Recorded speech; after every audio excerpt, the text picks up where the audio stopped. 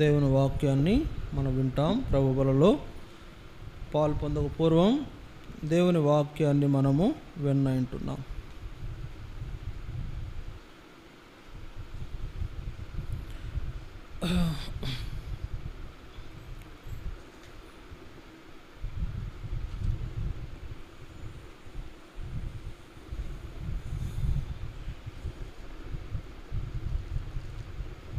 అపోస్తుల కార్యములు 2వ అధ్యాయం. అపోస్తుల కార్యములు 2వ అధ్యాయము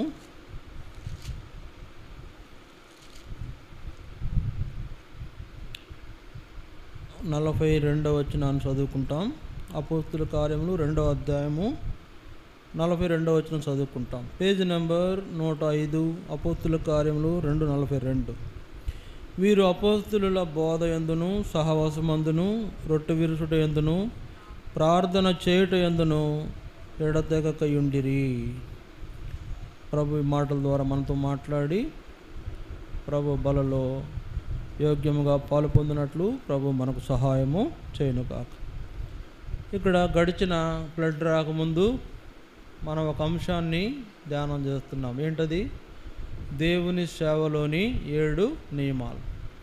దేవుని సేవలో ఉన్న 7 నియమాల గురించి మనం చెప్పుకుంటూ, మరి పాత నిబంధన కాలంలో కూడా వాళ్ళు ప్రత్యక్ష గుడారంలో 7 రకాలైన సేవా నియమాలు జరిగించారు, దేవుని మహిమ పరుస్తూ వచ్చారు. అట్లాగే మన కాలంలో కూడా 7 సేవా నియమాలు ఉంటాయి అని చెప్పాను. ఆ 7 సేవా నియమాల్లో మొదటిది ప్రార్థన చేసే నియమం, రెండవది సువార్త ప్రకటించే నియమం, మూడవది ఆరాధన చేసే నియమం, నాలుగవది బైబిల్ పఠనము కలిగి ఉండే నియమం, ఐదవది ప్రభు బలలో పాలు పొందే నియమం. నాలుగవది ప్రభు బలలో పాలు పొందే నియమం, ఐదవది బైబిల్ పఠనం చేసే నియమం. ఇప్పుడు ఆరవది ఈరోజు మనం చూస్తాము, సహవాసములో మనం కొనసాగే నియమం. దేవుని యొక్క ఏర్పాటులో ఆయనతో కలిసి, ఆయన ప్రజలతో కలిసి సహవాసంలో మనం కొనసాగే ఈ యొక్క 6వ నియమాన్ని ఈరోజు మనం క్లుప్తంగా దీని గురించి తెలుసుకుని ఉంటున్నాం. ప్రభు బలలో పాలు పొందబోయే ముందు ఈ నియమాలన్నీ కూడా మనం నెరవేర్చిన అనుభవంలోనే బలలో పాలు పొందగలమని జ్ఞాపకం చేసుకోవాలని ప్రభు పేరట మనం చేస్తున్నాం. ఈ నియమాలన్నీ మన జీవితాల్లో తప్పనిసరిగా నెరవేర్చవలసిన నియమాలు. ఇప్పుడు ఈ 6వ నియమంలో సహవాసములో మనము కొనసాగుట. సహవాసములో మనము కొనసాగుట. ఎవరితో సహవాసము, ఎలాంటి సహవాసము, ఏమి సహవాసం, కొన్ని విషయాలు, ఒక 7 విషయాలు మనం ఈరోజు చూసుకుంటాం. ఈ సహవాసం యొక్క అనుభవం ఉన్నటువంటి వాళ్లకు ఎలాంటి లక్షణాలు ఉండాలి, వాళ్ళు ఎలా ఉండాలి అనే ఒక 7 విషయాలు మనము చూసుకుంటాం. మొట్టమొదటిగా అపోస్తుల కార్యములు 2వ అధ్యాయము 42వ వచనం. అపోస్తుల కార్యములు 2వ అధ్యాయము 42వ వచనం దయచేసి చూడండి. అపోస్తుల కార్యములు 2:42. ఇప్పుడు చదివిన భాగమే. వీరు అపోస్తుల బోధ యందును సహవాసమందును రొట్టె విరుచుట యందును ప్రార్థన చేయుట యందును ఎడతెగకయుండిరి. మొట్టమొదటిగా సహవాసములో ఎడతెగని వారముగా మనం ఉండాలి. అంటే వీరు ఎవరు? రక్షించబడిన దేవుని పిల్లలందరూ కూడా సహవాసము, ఎడతెగని సహవాసము అనుభవంలో ఉండాలి. వీరందరూ కలిసి సహవాసంలో కొనసాగుతున్నారు. వీరందరూ సహవాసం అంటే స్నేహము. సహవాసం అంటే ఏంటి? స్నేహం, లేదా ఫెలోషిప్. ఏదైనా కూడా కలిసి చేస్తారు, ఏదైనా కూడా కలిసి ఆలోచిస్తారు, ఏదైనా కూడా ఎక్కడికి వెళ్ళాలని కూడా కలిసి వెళతారు. వాళ్ళ నిర్ణయాలు అట్లా ఉంటాయి. అందువల్ల వీళ్ళు సహవాసములో ఎట్లున్నారంటే ఎడతెగక ఉన్నారు. ఎడతెగకుండా సహవాసంలో ఉన్నటువంటి వారికి గొప్ప లక్షణాలు అబ్బుతాయి. ఏంటంటే ఆత్మీయమైన లక్షణాలు అబ్బుతాయి. ఆత్మీయంగా వాళ్ళు బలపడేవాళ్ళుగా ఉంటారు.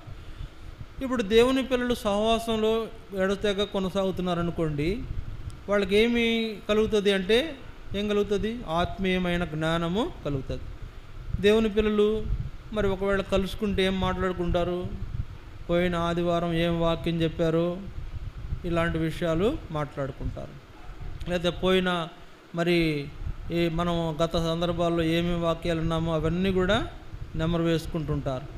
కనుక ఇప్పుడు ఈ యొక్క సహవాసం యొక్క అనుభవంలో మనం ఆత్మీయంగా బలపడే వాళ్ళం ఉంటాం, దేవుని యొక్క ఏర్పాటులో నడుచుకునే వాళ్ళంగా ఉంటాం, దేవుని కొరకై మన జీవితాలను కొనసాగించే వాళ్ళంగా ఉంటాం.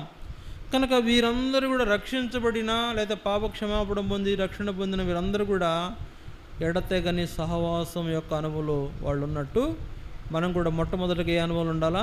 సహవాసంలో ఎడతెగక ఉండాలి. లింక్ కట్ అయిపోద్ది కొంతమంది. ఆదివారం వస్తే మళ్ళీ ఆదివారమే, మధ్యలో ఈ 6 రోజులు లింక్ ఉండదు. ఇక లింక్ కట్.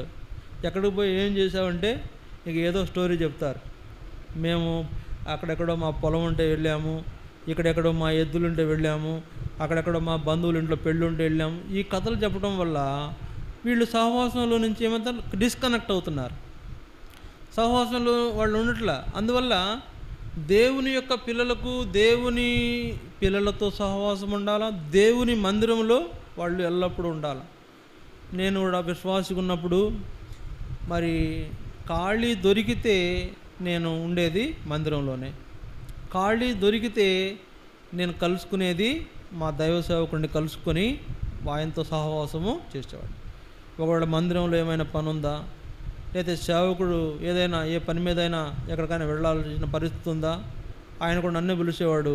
నేను కూడా ఇద్దరం కలిసి బండి ఎక్కుని వేరే ఏదైనా మినిస్ట్రీ ఉంటే వెళ్ళిపోతుండేవాళ్ళం. కాబట్టి ఇంకా 2-3 కలుపుకొని వెళుతుండేవాళ్ళం. అట్లా అంటే సహవాసం యొక్క అనుభవం. ఖాళీ ఉంటే ఇక మందిరమే, ఖాళీ ఉంటే దేవుని సేవకునితో కూర్చొని ఆ విషయాలు ఈ విషయాలు తర్కించి అనేక విషయాలు తెలుసుకునే అలవాటు నాకుండేది. వేరే పనులు మనకు లేవు. ఇక డ్యూటీ, ఇల్లు, మందిరం అంతే. ఇక నాకు వేరే స్నేహితులు కూడా లేరు. ఆయన ఒకటే స్నేహితులు, కొంతమంది విశ్వాసులతో స్నేహం. బయట లోకంలో స్నేహితులు ఉన్నారు, వాళ్ళ దగ్గరికి వెళితే మనకి ఏమీ దొరకదు. అందువల్ల ఏం చేసేవాడిని, సేవకుడితోనూ అక్కడ ఉన్న పెద్దలతోనూ అక్కడ విశ్వాసులతోనూ సహవాసము కలిగి ఉండేవాడు. ఇది ఆత్మీయమైన లక్షణాలు మనల్ని పెంచుతుంది. కాబట్టి ఈ సహవాసంలో ఎడతెగక కొనసాగితే కలిగే ఈ యొక్క బలం, అలా ఆ యొక్క బెనిఫిట్స్ మనం పోగొట్టుకోకుండా ఉండాలంటే ఏం చేయాలా? సహవాసం యొక్క అనుభవం ఉండాలి. ఇప్పుడు మనకు చాలా సౌకర్యాలు కూడా వచ్చేసినాయి. ఏంటవి? ఫోన్లు, వాట్సాప్లు, సర్లేని ఇంకా వేరే ఇన్స్టాగ్రాములు, ఆగ్రాములు, పిస్టోళ్ళు, తుపాకీలు ఉన్నాయి. మనకు వద్దులేండి. వాట్సాప్ మెసేజ్ చేసుకోవచ్చు, తర్వాత ఫోన్ కాల్ చేసి మాట్లాడుకోవచ్చు. లేదంటే ఒకవేళ ఏదన్నా పని ఉంటే మనల్ని ఒకళ్ళు మన ఇళ్ళకి మనల్ని ఆహ్వానించుకోవచ్చు. నన్ను మా సేవకుడు ఇట్లా అనేవాడు, బ్రదర్ ఖాళీగా ఉన్నారా? ఖాళీగా ఉన్నానన్నా, రండి కాసేపు కలిసి సహవాసం చేద్దాం అంటాడు ఆయన. అలవాటు ఏంటంటే రండి కాసేపు కలిసి సహవాసం చేద్దాం అంటే ఇక ఉదయం వెళ్ళానంటే ఇక రాత్రే. ఒకవేళ వెళ్తే 1-2 గంటలు కాదు, ఎంతసేపు ఉంటామో తెలియదు. ఇంకా 1 గంట 2 కూడా అయిపోద్ది ఒక్కోసారి నైటు. అట్లా గడిపేవాళ్ళం మేము. కాబట్టి అందువల్ల ఏమైందంటే ఆత్మీయంగా బలపడతాం, దేవుని వాక్య బలము మనలో కనపడుతుంది. అందువల్ల సహవాసంలో ఎడతెగ కొనసాగుట మనకు చాలా అవసరం. సహవాసంలో నుంచి డిస్కనెక్ట్ అయి ఉండాలి. డిస్కనెక్ట్ అయ్యామంటే మనం చాలా కోల్పోతాం. దేవుని యొక్క సంబంధమైన విషయాలు మనం చాలా నష్టపోవాల్సిన పరిస్థితి మనకు ఎదురవుతుంది. అందువలన సహవాసంలో ఎడతెగక కొనసాగే అనుభవంలో వాళ్ళు ఉన్నారు, మనం కూడా ఉండడం ద్వారా మనకే మేలు. ఇది మొదటి అనుభవం. రెండో అనుభవం చూడండి. అదే అపోస్తుల కార్యములు 2వ అధ్యాయం 46వ వచనం. అదే అపోస్తుల కార్యములు 2వ అధ్యాయము 46వ వచనం. మరియు వారేక మనస్కులై ప్రతి దినము దేవాలయములో తప్పక కూడుకొనుసు. ఇక్కడ రెండోది చూడండి. రెండవ విషయం ఏంటి? వారు అనుదినము ప్రతిదినము దేవాలయములో తప్పక కూడుకొనుచున్నారు. కనుక ఈ సహవాసం యొక్క అనుభవంలో మనం కొనసాగడానికి ఉండాల్సిన రెండో లక్షణం ఏంటి? దేవాలయములో తప్పక కూడుకుంటున్నారు. కూడుకోవడం అంటే ఎందుకు కూడుకుంటున్నాం? ప్రార్థన చేసుకోవడానికి. కొన్ని మన అవసరతలు ఒకరు తెలియజేసుకొని ఆ విషయాల కొరకే ప్రార్థన చేసుకునేటువంటి ఈ యొక్క అనుభవము మనకు చాలా అవసరం. దేవాలయములో తప్పక కూడుకొనుట అనేది సహవాసంలో మరొక మెట్టు. ఇక వేరే అంటే చూడండి, చాలా వేరే విషయాలకు ఎక్కువ ప్రాధాన్యత ఇస్తుంటాం మనం. ఇరుగు పొరుగు వాళ్ళతో మాట్లాడడానికి, ముచ్చట్లు పెట్టడానికి ఎక్కువ టైం కేటాయిస్తుంటాం. కానీ దేవాలయంలోకి వచ్చి దేవాలయంలో కూడుకొని దేవుని ప్రజలతో ఒకళ్ళ బాధలు ఒకళ్ళు చెప్పుకుంటూ ఇక్కడ ప్రార్థనలో గడపటం, ఒకరి సమస్యలు ఒకరు చెప్పుకున్నప్పుడు ఏమవుతుంది? ఇప్పుడు నా సమస్య ఉందనుకోండి, మీకు చెప్పాను, లేదా మీ సమస్య ఉంది నాకు చెప్పారు, ఏమవుతుంది? భయపడబాకుండా అన్న ప్రార్థన చేద్దాం, మనం ప్రార్థన చేద్దాం, కూడి కలిసి ప్రార్థన చేద్దాం. సహవాసం యొక్క అనుభవం మరొక లెవెల్ ఏంటంటే కూడి ప్రార్థన చేయటం, ఒకళ్ళ భారాలు ఒకరు తెలుసుకొని వాళ్ళ యొక్క బాధలు తొలగడం కోసం ప్రార్థన చేసే ఈ యొక్క అనుభవం, రెండవ అనుభవం మనకు ఉండాలి. తప్పక ప్రతి దినము తప్పక దేవాలయంలో కూడుకుంటాం. మీరు వస్తానంటే నేను రోజు వస్తా, మీరు వస్తానంటే నేను రోజు వస్తా, రోజు ఇక్కడ మీకు అందుబాటులో ఉంటా. అట్లాంటి అనుభవం మనకు అవసరం దేవాలయంలో. నాకు చూడండి, అందుకే చెప్తా మా పిల్లలకి, మందిరానికి వెళ్తే ఇంక వీళ్ళు పనవంగానే వెళ్దాం అంటుంటారు. నాకేం కొంచెం కూర్చుందాం అనిపిస్తుంది. సిస్టర్ నేను వచ్చినా కూడా వెళ్దాం పనులు ఉన్నాయండి, నాకేం కొంచెం కూర్చో, మందిరం ఇదేంటనుకుంటున్నావు, దేవుని మందిరం కూర్చో అని అంటుంటాను. కాబట్టి దేవుని మందిరంలో మనం గడపడం మనకెంతో ఆశీర్వాదం. దేవుని మందిరంలో గడపడం ద్వారా దేవుడు మనల్ని ప్రత్యేకంగా దీవిస్తాడు. ఇలాంటి అనుభవంలో వాళ్ళు ఏం చేస్తున్నారట, తప్పక ప్రతి దినము దేవాలయంలో కూడుకుంటున్నారు. ఇది సహవాసంలో ఉండవలసిన రెండవ లక్షణం. మూడవ లక్షణం చూడండి, అదే అపోస్తుల కార్యం 2:44, 2:44, 2:44 వచనం. విశ్వసించిన వారందరూ ఏకముగా కూడి తమ కలిగినదంతయు సమష్టిగా ఉంచుకొనిరి. విశ్వసించిన వారందరూ ఏకముగా కూడి అంటే ఐకమత్యం. ఈ సహవాసంలో మనకు లభించే మూడవ ఆధిక్యత ఏంటంటే యూనిటీ, ఐకమత్యం. ఐకమత్యమే మహాబలం అన్నారు కదా, ఐకమత్యమే మహాబలం. చిన్నప్పటి నుండి పాఠాల్లో నేర్పారు. వీళ్ళకేమో అల్లరి చేయటమే మహాబలంలా ఉంది, మనకేమో ఐకమత్యమే మహాబలం. దేవుని వాక్యాన్ని వినండి, దేవుని వాక్యాన్ని వినటం ద్వారా మీకే మంచిది. ఐకమత్యంగా ఉండటమే మహాబలం, లోకపరమైన సామెత. అట్లనే దేవుని పిల్లలు కూడా ఐకమత్యంగా ఉండటం చాలా అవసరం. సహవాసం యొక్క అనుభవంలో మూడవ విషయం ఏంటి? ఐకమత్యం, ఐక్యత అవసరం. అంటే అందరూది ఒకటే మాట, ఇంకా రెండో మాట లేదు. అందరూ కలిసి ఒకే తీర్మానం చేస్తారు. ఏంటి? మనం ఒక సమస్య ఉంది, ఒక అవసరత ఉంది, దాని నిమిత్తమై మనం అందరం కలిసి ప్రార్థన చేద్దాం. దాని నిమిత్తమై మనం అందరం కలిసి కూడి ప్రభువుని ప్రార్థన చేస్తే ప్రభు ఆ సమస్య పరిష్కారం చేస్తాడు. అంటే చూడండి, ఏంటంటే ఐకమత్యం. ఇప్పుడు నలుగురు కూర్చున్నాం, ఒక వ్యక్తి సమస్య చెప్పాడు, ఇంకో వ్యక్తి అంటే ఒక వ్యక్తి చెప్పాడంటే ఇంకా ముగ్గురు ఉన్నారు. ముగ్గురులో ఒక ఆయన నాకు పని ఉందన్న నేను వెళ్తానని లేచిపోయాడు అనుకోండి, అది ఐకమత్యము కాదు. నలుగురు ఉన్నప్పుడు ఒక వ్యక్తి సమస్య చెప్తే మిగిలిన ముగ్గురు కూడా ఏం చేయాలా? మనం ప్రార్థన చేద్దాం, మనం అందరం ఒకటి, మన సమస్యలు మనం ఒకళ్ళొకళ్ళు పంచుకుని మనము ప్రార్థన చేద్దాం. ఒక ఆయన లేచిపోయాడు అనుకోండి, అది ఐకమత్యము కాదు, ఐక్యత కాదు అది. ఇప్పుడు లేచిపోయాడంటే కారణం ఏంటి? ఈ వ్యక్తికి ఉన్నటువంటి బాధ విషయంలో అతనికి ఏ విధమైనటువంటి ఇబ్బంది లేదు. నువ్వు ఎట్ట సత్తే సత్యవలే, నీ సావు నువ్వు చావు, నేను పోతానన్నాడు అనేటువంటి వాడు అనైక్యత గలవాడు. ఐక్యత యొక్క అనుభవంలో లేనటువంటి వాడు సహవాసంలో అటువంటి వాడు పనికిరాడు. ఇక్కడ నీ యొక్క స్నేహితుడు ఇబ్బందిలో ఉంటే, నీ యొక్క మరి పొరుగువాడు ఇబ్బందిలో ఉంటే, నువ్వు ఇబ్బంది పడుతున్నావు, పడితే పడు అని నువ్వు వెళ్ళిపోతే అది ఐక్యత కాదు. కనుక సహవాసం యొక్క అనుభవంలో నలుగురు ఉన్నారు లేదా 10 మంది ఉన్నారు. ఒక వ్యక్తికి సమస్య వచ్చింది, మిగిలిన 9 మంది ఏం చేయాలా? అన్న మేమున్నాము, మనం మీ సమస్య మా సమస్య లాంటిదే, ప్రార్థన చేద్దాం. ఇలాంటి ఐక్యత విశ్వాసుల్లో చాలా అవసరం. చూడండి, లోకంలో ఇలాంటి మరి నిన్న ఈ రోడ్డు అంతా కూడా గందరగోళంగా ఉంది. వాళ్ళందరూ మరి ఒక్కటైపోయినట్టుగా ఇక్కడ అంతా హడావుడి చేస్తూ వచ్చారు.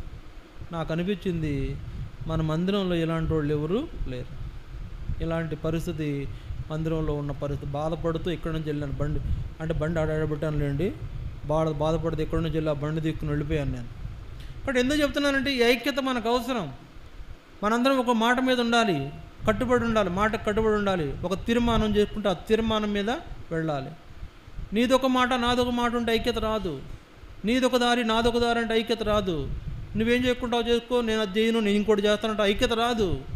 కనుక వీరందరూ ఏం చేస్తున్నారంటే ప్రతిదినము ఏం చేస్తున్నారు? వాళ్ళు అక్కడ రాయబడిన మాటల ప్రకారం వాళ్ళు ఏం చేస్తున్నారంట? ఏకముగా కూడి తమకు కలిగిన విషయాలన్నీ కూడా పంచుకుంటున్నారంట. ఇప్పుడు ఎవరో చెప్పారు నిన్న, ఏంటి పరిస్థితి అంటే బాగాలేదు, జ్వరం వచ్చిందని. ఇప్పుడు ఆ జ్వరం వచ్చిందనేటువంటి విషయం నలుగురిలో చెప్తే, సంఘంలో అందరితో చెప్తే, అందరూ కలిసి ప్రార్థన చేస్తే ఆ సమస్య తగ్గిపోతుంది. నీకు జ్వరం వచ్చిద్ది, నువ్వు నలుగురిలో కలవు, నీ జ్వరం ఎట్ట తగ్గుద్ది? ఇక ఆ జ్వరం తగ్గించుకోవాలంటే నువ్వు తిప్పలు పడాల్సిందే. అదే సంఘంలో తెలియజేసి ప్రార్థన చేయించుకుంటే, అమ్మ నేను కొద్ది ఇబ్బందిలో ఉన్నాను, నా కొరకు ప్రార్థన చేయండి అని ఒక మాట చెప్తే ఇది ఐక్యతకు సూచన. ఇప్పుడు సంఘమును సహవాసం యొక్క అనుభవంలో మూడవది ఏంటంటే ఐక్యత గలవారుగా మనం ఉండాలి. వాళ్ళదొక మాట, మనదొక మాట ఉండకూడదు. చావుకుడు చెప్పింది ఒక మాట, నీ మాట ఒకటి ఉండకూడదు. నీ దారి వేరుగా, నా దారి వేరుగా ఉండకూడదు. దేవుని మందిరం ఒక లెక్క, నీది ఒక లెక్కగా ఉండకూడదు. మనమంతా ఒకటి, నీ బాధ నా బాధ వంటిదే అని ఆ బాధను పంచుకొని ఆ వ్యక్తి కోసం మనం ధైర్యం చెప్పి ప్రార్థన చెప్పి చేసిన అనుభవంలోనే ఐక్యతలో కొనసాగే వారంగా మనం ఉంటాం. అలా ఉండాలని దేవుడు కోరుతున్నాడు. వారందరూ అలా ఉన్నారంట. వారందరూ కూడా ఏకముగా కూడి ఏకభావంతో ఉన్నారంట. అలాంటి పరిస్థితి మూడవ అనుభవంగా మన జీవితంలో ఉండాలనేదే దేవుడు కోరుతున్నాడు. ఇప్పుడు 4వ విషయం చూడండి. అదే అపోస్తుల కార్యములు 4వ అధ్యాయం 32వ వచనం. అపోస్తుల కార్యములు 4వ అధ్యాయం 32వ వచనం. అపోస్తుల కార్యములు 4:32. విశ్వసించిన వారందరూ ఏక హృదయమును ఏకాత్మయు గలవారయుండిరి. ఎవడునూ తనకు కలిగిన వాటిలో ఏదియు తనదని అనుకొనలేదు. వారికి కలిగినదంతయు వారికి సమష్టిగా ఉండెను.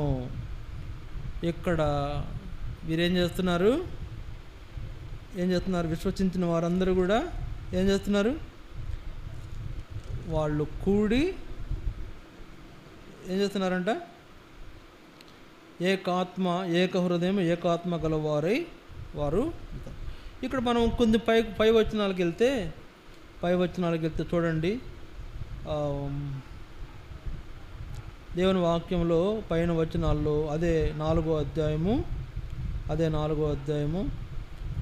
28 లేదా 27, 28 ఆ వచనాలు చూస్తే కొన్ని మాటలు ఉంటాయి.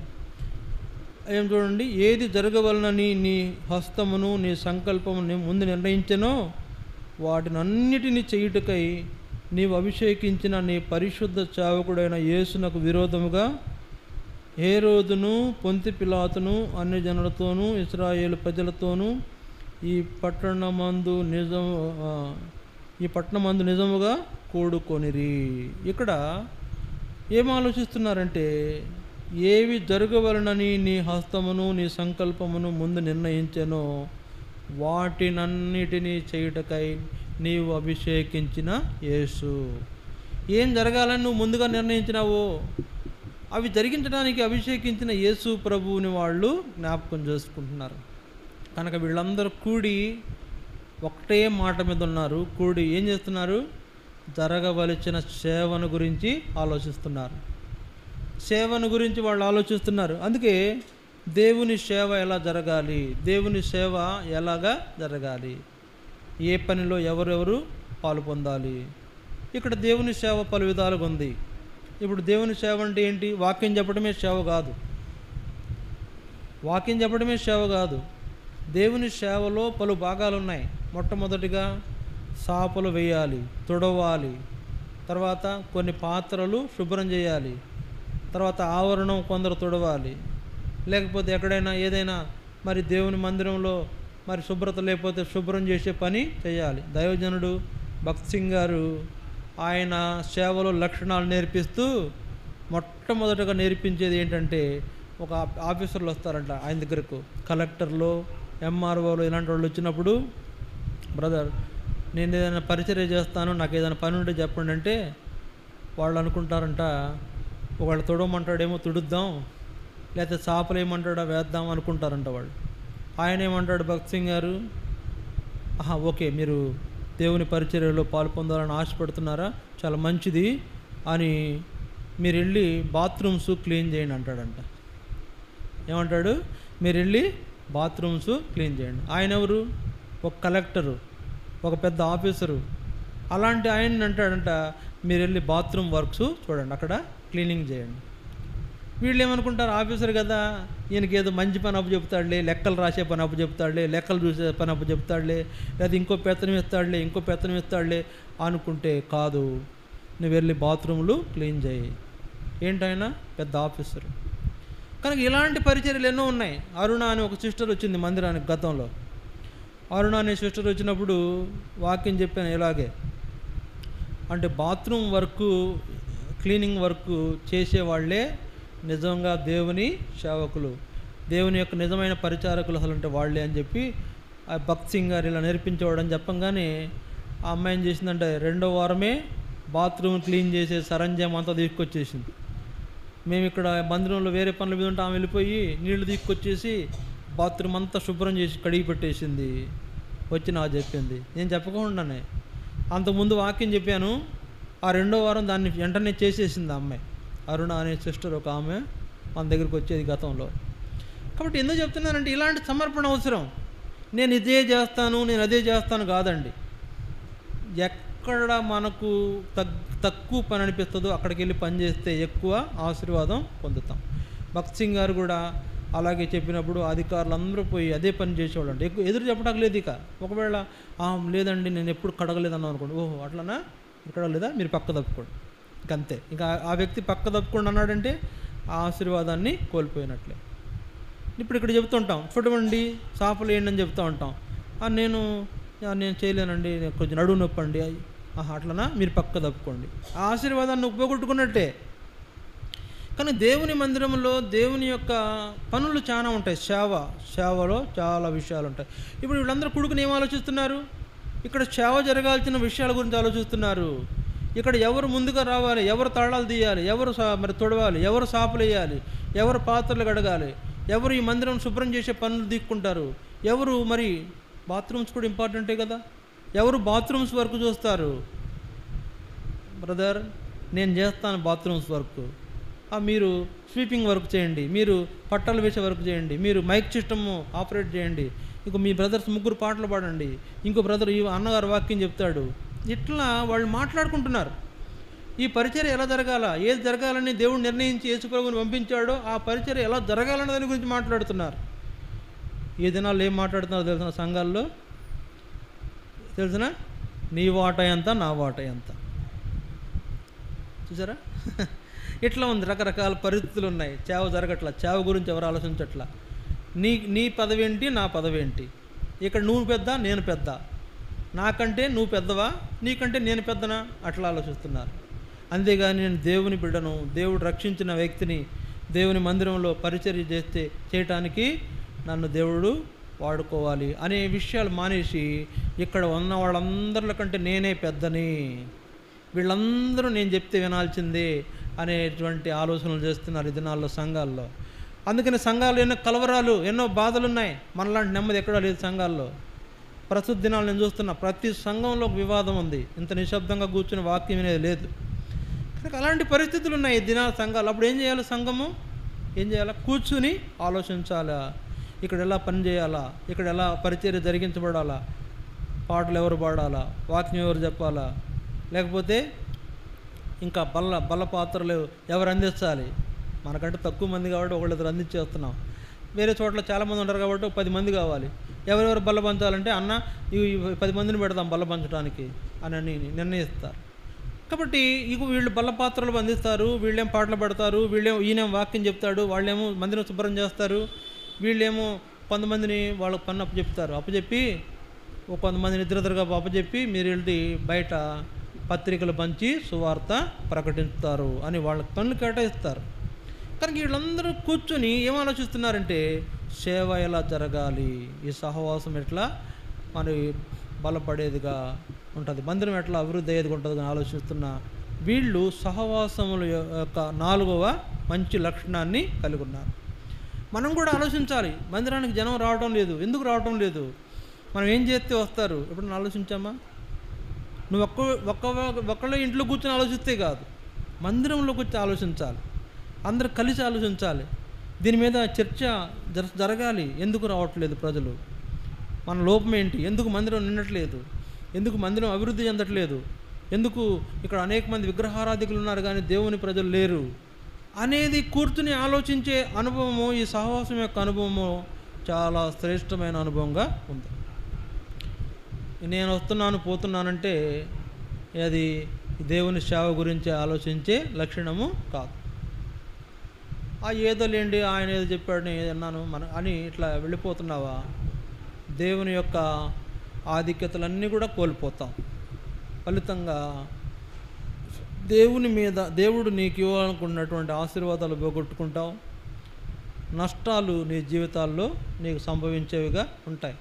ఈ నష్టాలు నిన్ను కన్నీళ్లు పెట్టి పరిస్థితికి తీసుకెళ్తాయి. నీ యొక్క దుఃఖపడాల్సిన పరిస్థితులకు, చిగ్గుపడాల్సిన పరిస్థితులకు తీసుకెళ్తాయి. అందువల్ల దేవుని ప్రజలుగా మనము ఇలాంటి కూర్చుని దేవుని సేవ ఎలా జరగాల, పరిచర్య ఎలా జరగాల, ఎవరెవరు ఏ పనుల్లో ఉండాలనే దాని గురించి ఆలోచించే ఈ సహవాసం యొక్క 4వ అనుభవము మనకు చాలా అవసరంగా ఉంది. చాలా అవసరంగా ఉంది ప్రస్తుతం. యేసుప్రభు అన్నాడు, మీరు సర్వలోకానికి వెళ్ళండి, సర్వసృష్టికి సువార్తను ప్రకటించండి, నమ్మి బాప్తిస్మం పొందిన వాడు రక్షించబడతాడు, నమ్మని వానికి శిక్ష. మీ పని మీరు చేయండి. నమ్మినోడు రక్షణ పొందుతాడు, నమ్మనోడు పోతాడు, మనకు అనవసరం అది. వేరే దేవుడు ఏం చెప్పాడు, యేసుప్రభు ఏం చెప్పాడు, మీరు చేయండి. విన్నవాడు వింటాడు, విన్నవాడు పోతాడు, అంతే. ఆయన కూడా చెప్తున్నాడు కదా, నమ్మితే రక్షణ, నమ్మకపోతే శిక్ష అని చెప్తున్నాడు యేసుప్రభు. మనం చేయాల్సిన పని మనం చేయాలా. కనుక వాళ్ళందరూ కూర్చుని ఏం చేస్తున్నారంట, కూడి ఈ యొక్క సేవ గురించి ఆలోచిస్తున్నారు.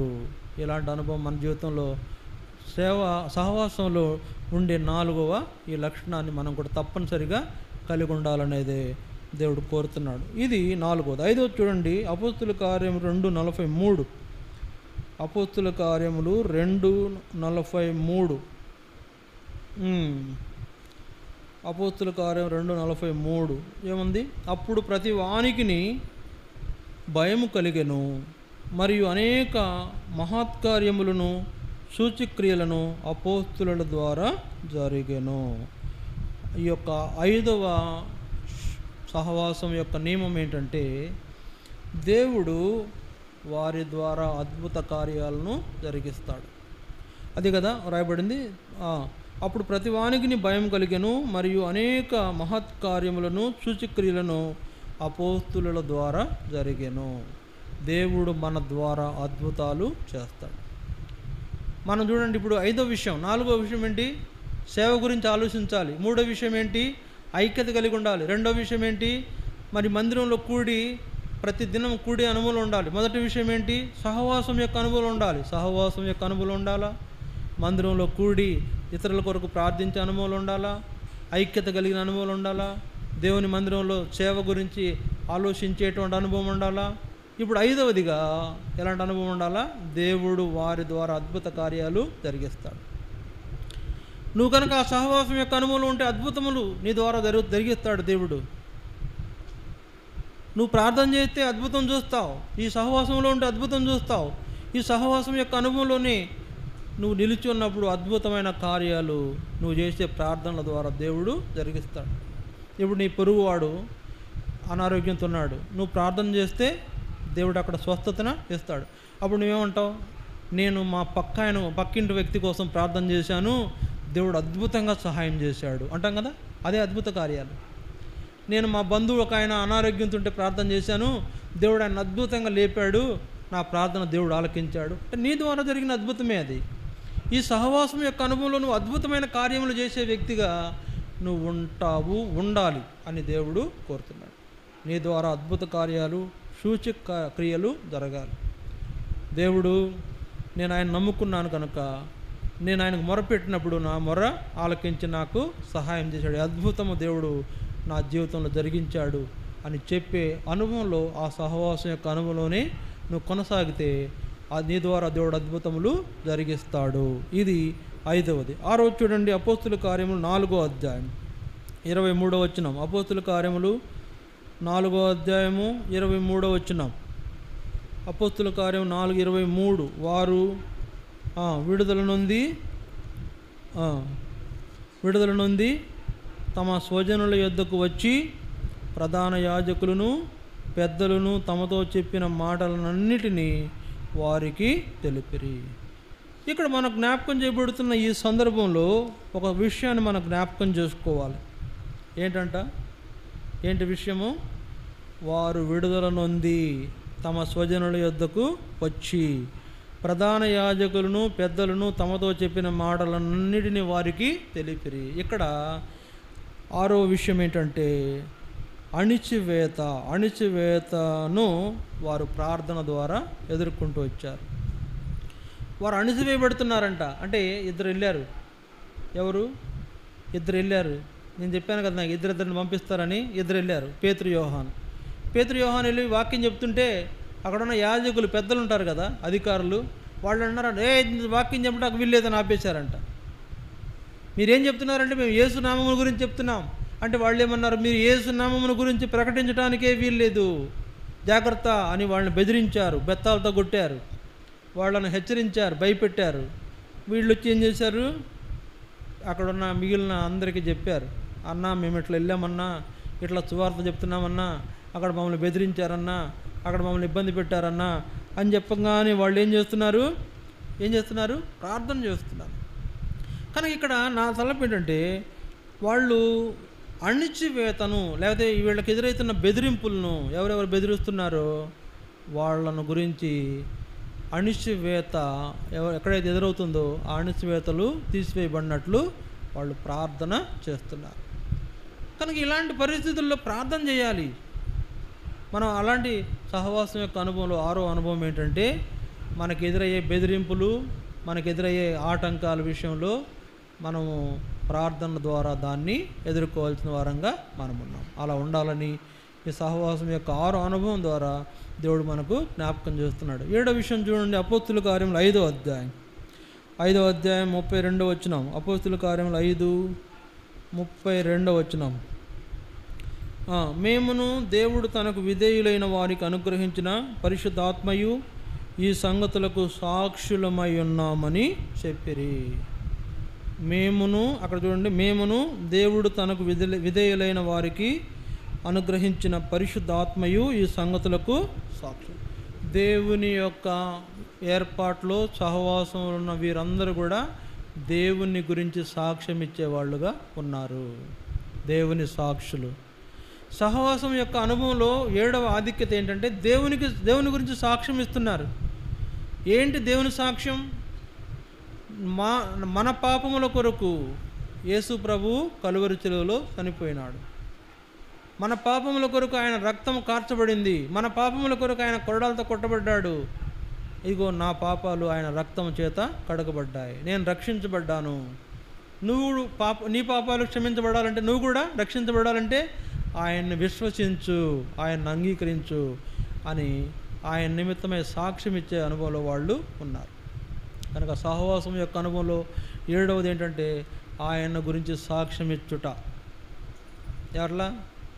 ఎట్లా అందరూ అక్కడేమన్నాడు చెప్పండి, మేమును దేవుడు తనకు విధేయులైన వారికి అనుగ్రహించిన పరిశుద్ధాత్మ. అంటే దేవునికి విధేయులైన వారందరూ కూడా దేవుని సాక్షులుగా ఉండాలి. దేవుని గురించి సాక్షులుగా ఉండమంటే దాని అర్థం ఏంటి? లోకములోనికి సువార్తను తీసుకువెళ్ళాలి, సువార్త ప్రకటించాలి, అనేకులకు సువార్త ప్రకటించాలి. ఏంటా సువార్త? యేసు ప్రభు నా పాపాల కొరకు శిలువ వేయబడి చనిపోయాడు, నా పాపాల కొరకు ఆయన సమాధి చేయబడ్డాడు, నా పాపాల నిమిత్తమే చనిపోయి సమాధి చేయబడి తిరిగి 3వ దినాన లేచాడు. మన పాపాలు క్షమించబడాలంటే ఆయనను రక్షకుడుగా అంగీకరించాలి అనేది సువార్త, అదే సాక్ష్యం. అలాంటి అనుభవంలో మనం ఉండాలని దేవుడు కోరుతున్నాడు. కనుక ఈ దినాల్లో ఈ సహవాసం యొక్క ఈ లక్షణాలు లేక చాలామంది సహవాసాన్ని విడిచిపెడతారు, మందిరం మానేస్తారు, ప్రార్థనలు మానేస్తారు, దేవునితో ఉన్నటువంటి ఆ దేవుని యొక్క ప్రజలతో ఉండేటువంటి సహవాసాన్ని డిస్కనెక్ట్ చేస్తారు. కనెక్ట్ కాదు, డిస్కనెక్ట్, కట్. ఇప్పుడు నేను మాట్లాడుతున్నాను కదా, మీకు మైక్ ద్వారా వినపడుతుంది, బాక్స్ ద్వారా. ఇప్పుడు ఇది కట్ చేశారనుకోండి, ఏమవుతుంది? డిస్కనెక్ట్. ఈ మైక్ రాదిక. ఇప్పుడు ఈ సహవాసం కూడా డిస్కనెక్ట్ అయిందనుకోండి, ఇక మందిరం సంగతులు నీకేం తెలియదు, దేవుని గురించి నువ్వే నేర్చుకోలేవు, దేవుడు నిన్ను ఆశీర్వదించలేడు, ఫలితంగా నువ్వు చాలా నష్టపోయే వ్యక్తిగా ఉంటావు, లోకంలో పడిపోయే వ్యక్తిగా ఉంటావు. అందుకని అపోస్తులుడైన పౌలు ఒక మాట అన్నాడు. ఏమన్నాడు? దేమా అనే వ్యక్తి గురించి. దేమా అనేటువంటి వ్యక్తి పౌలును వెంబడించిన శిష్యుడు. ఏమైందంటే ఒకసారి ఒక సందర్భం వచ్చినప్పుడు చూడండి, 2 తిమోతి 4వ అధ్యాయం. 2 తిమోతి 4వ అధ్యాయం. అసలు సహవాసంలోంచి కట్ అయిపోయాడు. చూడండి, 2 తిమోతి 4వ అధ్యాయం 9వ వచనం, 10వ వచనం. దేమా ఇహలోకమును స్నేహించి నన్ను విడిచి దెస్సలోనికకు వెళ్ళెను. దేమా ఇహలోకమును విడిచి నన్ను ఎదిరించి ఎక్కడికి వెళ్ళాడంట? ఆ లోకమును స్నేహించి నన్ను విడిచి దెస్సలోనికకు వెళ్ళాను. దేమా ఇహ లోకమును స్నేహించాడు. లోకముతో సహవాసము చేస్తున్నాడు, లోకస్తులతో సహవాసం చేస్తున్నాడు, లోకపరమైనటువంటి ఆశలు నెరవేర్చుకొని కోరుతున్నాడు, లోకపరమైనటువంటి స్నేహితులతో సహవాసం చేస్తున్నాడు. ఏం నేర్చుకుంటాడు? లోకపరమైన విషయాలు నేర్చుకుంటాడు. ఇప్పుడు పౌలు గారితో ఏం నేర్చుకుంటాడు?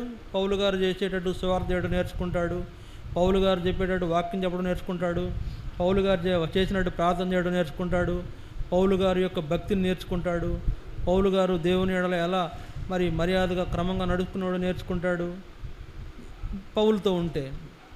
ఈయన ఇప్పుడు లోకంతో స్నేహం చేస్తున్నాడు. ఏం నేర్చుకుంటాడు?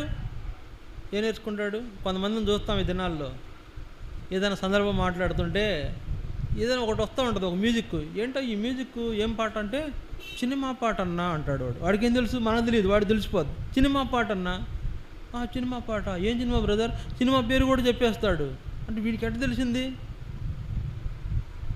ఒక ఆయన ఒక మందిరంలో పాట పాడమని అవకాశం ఇచ్చారంట. పాట పాడండి అని ఆయనకు అవకాశం ఇస్తే ఆయన పాట పాడటానికి వచ్చి ఏదో పాట పాడదాం అనుకున్నాడు. పాపం ఆ పాట నోట్లో రాట్లా. సరే పాట మొదలు పెట్టేటప్పుడు అంటావా అని వచ్చింది. అనగానే ఇంకా అందరూ కంగారు పడిపోయారంట. ఏంటి సంగతి అంటే ఇక ఆయనకు అదే వచ్చు.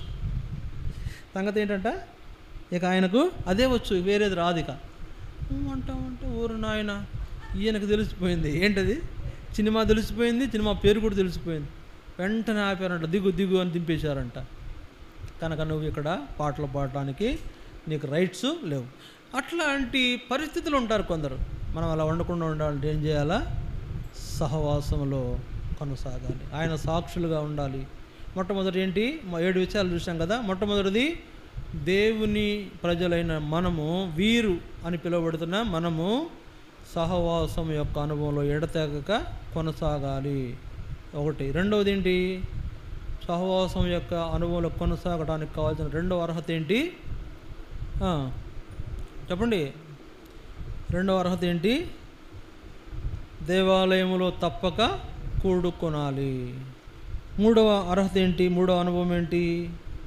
విశ్వాసులకు ఐక్యత ఉండాలి. నాలుగవ అనుభవం ఏంటి? దేవుని సేవ గురించి మాట్లాడి ఆ సేవ గురించి చర్చించి సేవ జరిగే దాని కొరకు సహకరించాలి. ఐదవది ఏంటి? నీ ద్వారా దేవుడు అద్భుత కార్యములు జరిగించే అనుభవంలో నీవు ఉంటావు. ఆరవది ఏంటంటే ఎదిరింపులు బెదిరింపులను ధైర్యంగా ఎదుర్కోగలుగుతావు. ఏడవది ఏంటంటే దేవుని యొక్క సాక్షిగా సువార్త ప్రకటించే వ్యక్తిగా నీవు ఉంటావు. 7 రకాలైన అనుభవాలు సహవాసం యొక్క విలువను తెలియజేస్తున్నాయి. ఆ సహవాసం యొక్క విలువను తెలుసుకుని సహవాసంలో కొనసాగటమే దేవుడు మనకిచ్చిన ఆధిక్యత. అలాంటి వాళ్ళముగా మనం చేయబడిన అనుభవంలోనే బలలో పాలు పొందుతాం. కాబట్టి అనాలోచనగా ఉండొద్దు. ఈ అనుభవాలతో మనం బలలో పాలు పొందాలని ప్రభు జ్ఞాపకం చేస్తున్నాడు. మోకరించండి, కొద్ది నిమిషాలు ప్రార్థించండి. బలలో మనం పాలు పొందబోతున్నాం. అనాలోచనగా ఉండొద్దండి, నిర్లక్ష్యం చేయొద్దు, దేవుని మాటను ధిక్కరించొద్దు, దేవుని వాక్య హెచ్చరికను పెడచెవిని పెట్టవద్దు. నష్టపోతాం, పతనమైపోతాం, పడిపోతాం, ఘోరమైన దుష్టత్వంలో పడిపోతాం. కనుక ప్రార్థన చేద్దాం. 1 నిమిషం పాటు మౌనంగా ప్రార్థించండి. ప్రభు, ఆ యొక్క సహవాసం యొక్క అనుభవంలో ఎడతెగ కొనసాగుట ద్వారా కలిగే 7 ప్రయోజనాలు నాకు జ్ఞాపకం చేశావు నాయన. నేను కొనసాగలేకపోతున్నాను, నన్ను క్షమించు, నన్ను సమకూర్చు, నీ చిలువ రక్తంలో కడుగు, నన్ను పవిత్రపరచు అని ప్రభువుకు అప్పగించుకుంటాం. మనం బలలో యోగ్యముగా పాలు పొందుతాం. మౌనంగా ప్రార్థించండి.